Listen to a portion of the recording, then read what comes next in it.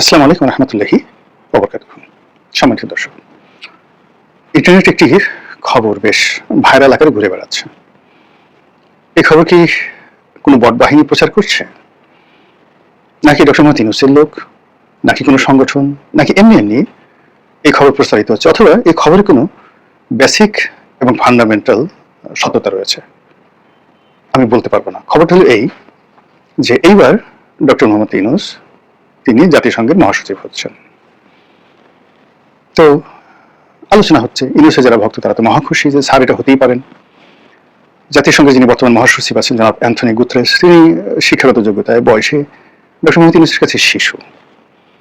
এছাড়া ডক্টর মোহাম্মদ ইউনূসের আস্থাভাজন, করুণাভাজন, তার শিষ্য, তিনি যাকে নিয়োগ দিয়েছেন সেই ব্যক্তি এখন জাতিসংঘের সবচেয়ে আনুষ্ঠানিক সেলিব্রিটি যে পোর্টফোলিও রয়েছে, মানে দৃশ্যত যেমন জাতীয় সংঘের সবচেয়ে ইফেক্টিভ এবং পাওয়ারফুল সংস্থা হল নিরাপত্তা পরিষদ।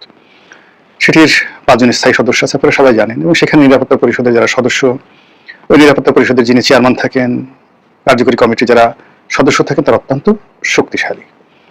কিন্তু আমরা যেটা দেখি সেটি হলো জাতিসংঘের সাধারণ পরিষদের বার্ষিক অধিবেশন, জেনারেল অ্যাসেম্বলি, যেখানে সবাই যান। একজন সভাপতি মনোনীত হন 1 বছরের জন্য, এবং যারা রাষ্ট্রপ্রধান, সরকার প্রধান সেখানে বক্তব্য দিতে যান, সবাই তাকে মাথা নুইয়ে ক্রনিশ করে পার্লামেন্টে বা উচ্চতর আদালতে যেভাবে বিচারকরা বসেন সেইভাবে সেই সাধারণ পরিষদের সভাপতি বসে থাকেন, এবং তাকে অ্যাড্রেস করে, মাননীয় স্পিকারকে অ্যাড্রেস করে যেভাবে কথা বলা হয়, মাই লর্ড যেভাবে বিচারপতিকে, প্রধান বিচারপতিকে বা সিটিং জাজ যিনি মানে এখানে প্রেসাইড ওভার করেন, তাকে উদ্দেশ্য করে যেভাবে আইনজীবীরা কথাবার্তা বলে, ঠিক সেইভাবে তাকে সম্বোধন করতে হয়। তো সেদিক থেকে যেটা হচ্ছে যে ডক্টর মোহাম্মদ ইউনূসের যিনি স্নেহভাজন জনাব খলিলুর রহমান, বাংলাদেশের পররাষ্ট্রমন্ত্রী, তো বাংলাদেশের পররাষ্ট্রমন্ত্রী জনাব খলিলুর রহমান অনেক যোগ্যতম ব্যক্তি, কিন্তু আমরা তাকে চিনতাম না, আমরা তাকে জানতাম না। আমরা তাকে জেনেছি ডক্টর মোহাম্মদ ইউনূসের কল্যাণে, আর তাকে যতটুকু পরিচয় করিয়ে দিয়েছেন তার গুরুত্ব এবং তার বিশালত্ব সম্পর্কে, সেটা হলো প্যারিস থেকে পিনাকি ভট্টাচার্য। তো সেই ক্ষেত্রে সেই খলিলুর রহমান সাহেব যদি জাতিসংঘের সাধারণ পরিষদের সভাপতি হতে পারেন, তাহলে ডক্টর মোহাম্মদ ইউনূসের জন্য জাতিসংঘের মহাসচিব হওয়াটা কোনো ব্যাপারই না। এটা ডিমও না, ডিম ভর্তাও না, আলু ভর্তাও না।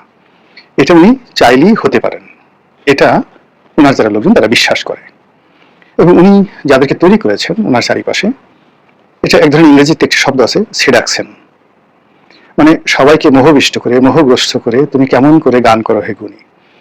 আমরা যেভাবে গুরুদেব বানাই, আমরা যেভাবে পীর পীর বানাই, আমরা যেভাবে মাজারকে পুজো করি, আমরা যেভাবে তাল গাছকে পুজো করি, বট গাছকে পুজো করি, বা আরো অনেক দেবালয়কে কেন্দ্র করে আমরা অনেক কিছু করি, তদ্রূপ কিছু মানুষ আছে যারা এই দুনিয়াতে একটা মোহ তৈরি করতে পারে, সেটা যেভাবে হোক না কেন, এ যুগে আছে, আদি যুগে ছিল।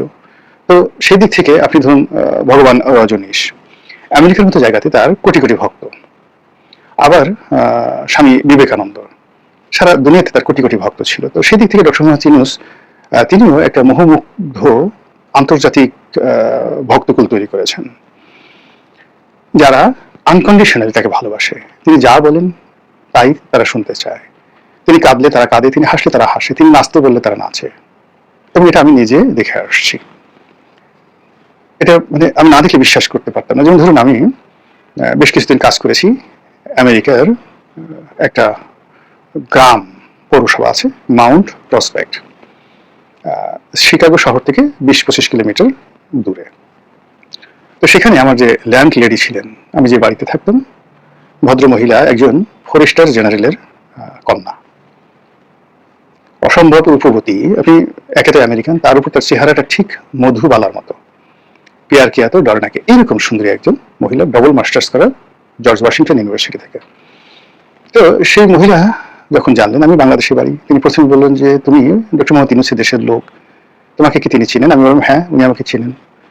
মানে এই কথা বলার সঙ্গে সঙ্গে ভদ্রমহিলা, আমার মানে কি বলবো, আমার মানে ওইখানে মূল্যই বেড়ে গেল।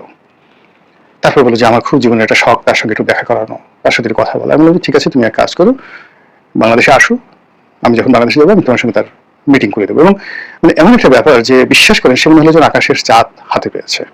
এই হলো আন্তর্জাতিক অঙ্গনে আমরা এখানে তাকে যতই গালাগালি করি না কেন, আন্তর্জাতিক অঙ্গনে তার এরকম ভক্তকুল রয়েছে। বাংলাদেশে আপনি চিন্তা করেন তার যারা ভক্তকুল রয়েছে, নর্মালি এই ধরনের মানুষ তাদের কাছে অনেকে যেতে চায় না, কিন্তু আপনি দেখুন তার যারা লোকজন আছেন, সে নূরজাহান বেগম ধরেন, তারপরে লামিয়া মোর্শেদ ধরেন, তার এই যে দ্বিতীয় স্ত্রী বলেন, তার প্রথম স্ত্রী বলেন, তার প্রথম স্ত্রী ঘরের কন্যা, দ্বিতীয় স্ত্রী ঘরের কন্যা, তাদের মধ্যে যে সম্পর্ক, সব মিলে আপনি চিন্তা করেন যে ম্যাজিক্যাল ম্যান, এতগুলো একসাথে সামঞ্জস্য করা সম্ভব নয়। তো সেই মানুষটি আমাদেরকে 18 মাস আমাদের দেশটা চালিয়েছেন। বলতে গেলে তিনি কিছুই করেন না, কিন্তু আমরা অবাক বিষয় তাকে সবাই স্যার ডেকেছি। বিএনপির বাঘাবাগা নেতারা রাগ হয়ে মনে করছে আজকে নিজের চুল নিজে ছিঁড়ে ফেলবো। তো যারা এখন ফাইনালি চিন্তা করলো যে আমাদের চুল আমরা ডক্টর মোহাম্মদ ইউনূসের সাথে কিছুই করতে পারবো না, আমাদের চুল আমরা আজকে ছিঁড়ে ফেলবো, যেই না রাগ হয়ে যমুনাতে গেল, যমুনার গেট পার হওয়ার সঙ্গে সঙ্গে তাদের মুখে হাসি চলে আসলো। কোন কামরূপ কামাখ্যার জাদুকরের পক্ষে এই মোহ তৈরি করা সম্ভব নয়। এটাকে ইংরেজিতে বলা হয় সেডাকশন। তো কাজী তার যে আন্তর্জাতিক অঙ্গনে এই সেডাকশনের মাধ্যমে যে বিশাল একটা ভক্ত শ্রী তিনি তৈরি করেছেন, কিংবা ধরুন এই যে 18 মাসের যে ক্ষমতা, এই ক্ষমতাকালীন সময় কিন্তু তিনি অনেক লোকে তার ভক্ত বানিয়েছেন, মুরিদ বানিয়েছেন। বিশেষ করে জামাতে ডক্টর মোহাম্মদ ইউনূসের জন্য জান দিবে। প্রতিটা নেতাকর্মী সারের জন্য সবকিছু তারা করতে পারে। তাদের আমেরিকাতে সংগঠন আছে, ইউরোপে তাদের সংগঠন আছে। তো সব মিলিয়ে এই মানুষটি যদি অলানে ছাড়েন, হঠাৎ করে আপনি দেখেন মানে জাতিসংঘের মহাসচিব হয়ে গেছে, আশ্চর্য হওয়ার কিছু নেই। জাতীয় সংঘে ইউনূসের মহাসচিব হওয়া নিয়ে গুরুত্বপূর্ণ তথ্য দিল গোলাম মোহাম্মদ রনি। কিছু করা সম্ভব, তার পক্ষে সবকিছু করা সম্ভব, যেভাবে শেখ হাসিনার পক্ষে সবকিছু করা সম্ভব ছিল। শেখ হাসিনাকে নিয়ে দুটো উদাহরণ দিলে আপনি বুঝতে পারবেন যে তিনি যাদেরকে মুগ্ধ করেছিলেন তারা তার সম্পর্কে কি ধারণা পোষণ করতেন। তো নামই বলি মানে যাতে আপনাদের গল্পগুলো মজা লাগে। একবার ডক্টর মুনতাসির মামুন, তার সঙ্গে আমার একটা টেলিভিশন টক শো ছিল এটিএন নিউজে। উনি হাসছেন, একা হাসছেন। তার মানে স্যার কেন হাসছেন? বলে যে আমি একটা জিনিস মনে করে আমি হাসছি। সেদিন সম্ভবত পাকিস্তানের সঙ্গে বাংলাদেশে খেলা হচ্ছিল, ক্রিকেট খেলা। তো সকালবেলা মুনতাসির মামুন সাহেব যখন গেলেন, খেলা তখন শুরু হয়নি। তো এখন শেখ হাসিনা বললেন যে আপনি কোন দলে? তিনি বললো যে আমি তো পাকিস্তানের সাপোর্টার। মুনতাসির মামুন তো বললো পাকিস্তানের সাপোর্টার আপনি তো আজকে ফিল করবেন, আজকে বাংলাদেশ জিতবে। তো মুনতাসির বললেন ম্যাডাম বা আপা এটা কি করে সম্ভব? এটা তো একেবারে হবার নয়। বলা যে এটা সম্ভব। বলে কিভাবে? বলে আমি স্বয়ং গ্যালারিতে থাকবো, আমাকে দেখলে আমার প্লেয়াররা এত খুশি হয়ে যাবে এবং আমি গ্যালারিতে থাকা মানেই বাংলাদেশ দল জয়লাভ করবে। সালটা আমার মনে নেই, আমরা যখন টক শো গেলাম তার আধা ঘন্টা বা 15 মিনিট আগে ওই খেলাটার ফলাফল ঘোষিত হলো এবং বাংলাদেশ সেদিন পাকিস্তানকে পরাজিত করে জিতে গেল। ওই দৃশ্য দেখে মুনতাসির মামুন রীতিমতো টাসকি খেয়ে গেলেন যে হাউ ইট ইজ পসিবল, এতটা প্রফেসি থাকে কি করে একটা মানুষের, এতটা অলৌকিক ক্ষমতা থাকে কি করে। এই গেল একটা। 2 নম্বরে হলো যে আমাদের ধীরেন্দ্রনাথ শম্ভু বরগুনার এমপি, খুব ভালো সম্পর্ক, বন্ধুর মতো সম্পর্ক। তা আমি এমপি না, 2021 সনের দিকে সামহাউ জেলা রাজনীতি সে ফ্রাস্ট্রেটেড। তা আমাকে তিনি বলতেছিল যে রনি ভবিষ্যতে দেখতেছি না, তোমারও নাই আমারও নাই।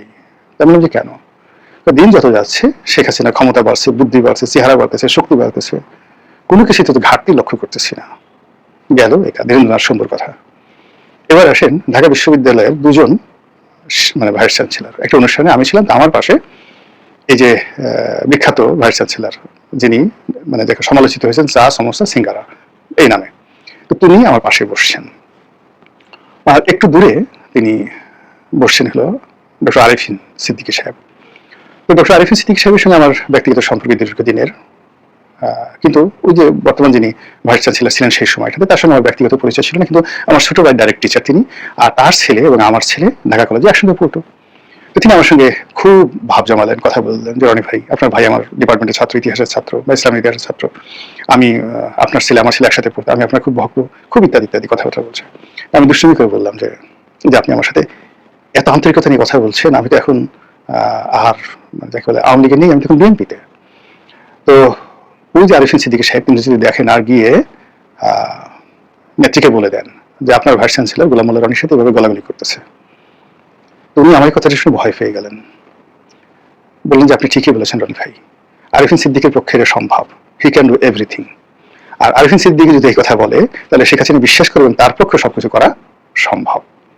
তো এই যদি হয় শেখ হাসিনার সম্পর্কে তার আশেপাশের লোকজনের বক্তব্য একেবারে তিনটি প্র্যাকটিক্যাল, আপনারা মানে এদের সঙ্গে চেক করতে পারেন, তারা সবাই জীবিত আছেন। তো সেক্ষেত্রে ডক্টর মোহাম্মদ ইউনূস সম্পর্কে তার যারা লোকজন আছে একই চিন্তা করে, তার পক্ষে সবকিছু সম্ভব। এটা হলো ইতিবাচক। আর নেতিবাচক হলো যে he needs some breathing time. সারা বাংলাদেশ তার বিরুদ্ধে মিছিল করতে চাচ্ছে, তাকে ধরতে চাচ্ছে, ঢিল মারতে চাচ্ছে, মামলা দিতে চাচ্ছে, মোকদ্দমা দিতে চাচ্ছে, বাপ মা তুলে গালাগালি করতে চাচ্ছে, কিন্তু কার্যত এই মুহূর্তে তার হাতে কোনো অস্ত্র নেই, তার কার্যত কোনো ক্ষমতা নেই, তার কোনো ন্যারেটিভ তৈরি করার মতো কোনো অবস্থা নেই, কোনো মিডিয়া দেশি বিদেশি কেউ তাকে নিয়ে মাতামাতি করছে না।